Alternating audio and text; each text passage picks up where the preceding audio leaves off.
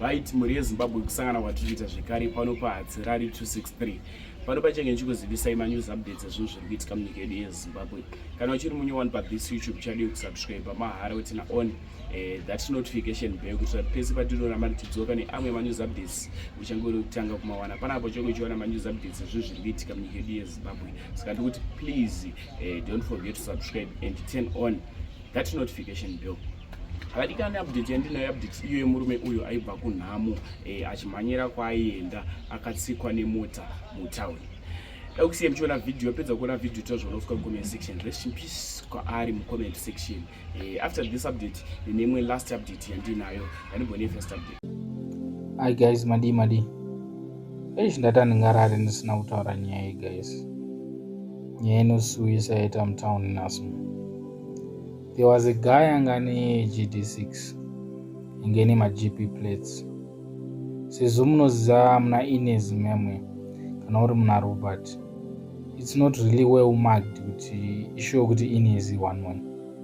Mukomana abva asvika achitena left paipe pana Ines achitera kuti akuenda kujoina. Polisi akati unonyepa baba ndokumhanyira mota. Paka paside. Mukomana achi abva komplaya paka paside. Swanzi kucharge office. Mukomana abva enda kucharge office.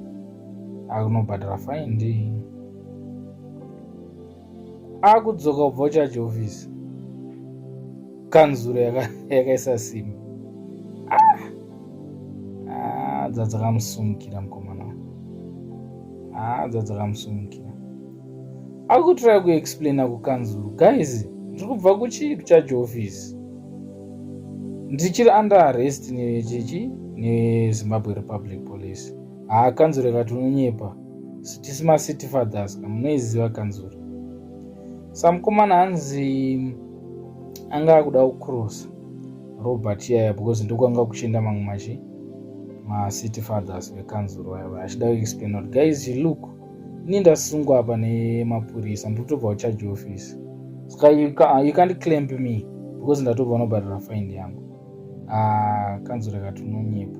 Zvisinewo pazasi paipe mushikashika inoenda kumasasi. Chabva chabvondoka. Riot. Netsane mushikashika paipai. Mwe mushikashika ubva wasumudzwa baba. This is sad guys. Mukomana anga achiconcentrate nekutaura nevakomana vekanzuro. Ndiye itenderani. Mushikashika wasvika wachimurova mukomana. Hanzi abva aenda mudenga. Abva afira pasport. This is sad guys. This is sad. And you know what? Mukomana yanzi anga achitobva kunhamo. I'm not so sure kuti kumusha here kana kuti mutown. But anga achibva kunhamo. Guys, kana ndichikuudzai paipai kuti sometimes usaoneka uchibva pama-family functions paipai chingotsvedza so rowa pasi akusudada inoita sei. It's sad guys.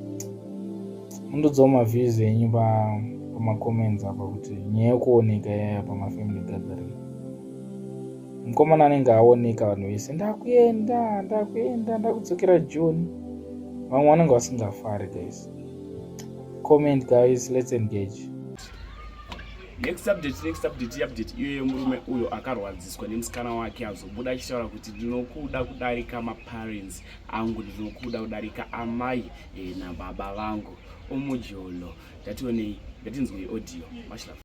Ndokudisisa chamene zvokuti ndokuda kutodarika maparents angu. Baba namai vangu anotombova disimandira ndinokuita. Ndokudisisa chamene kwanza.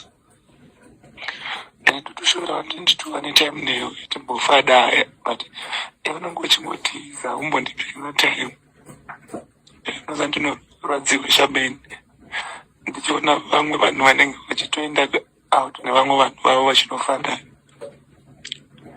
Panoda ndikupe kadhi rangu ugari nayo. Kana uchida kadhi ndokupa chero kadhi ugare naro shameni uchitoshandisa chero zvizoda kurishandisa handina basa nazvo shameni kukumbira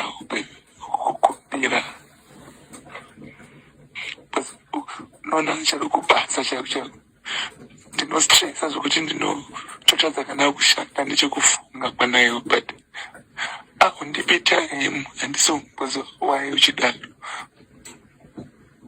ndikumbira nguva neyo shameni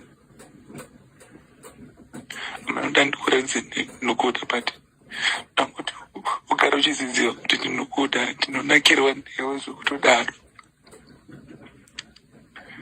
chimbondipawo time neyo shameni timbofada ndozvandinoshovera shameni usadaro mwana nauchimboziva madiro andinokuita so usingani unondichungurudzira yase naye chandakanyanya kutadza chaicho chii chandakakutadzira shameni shameni shameni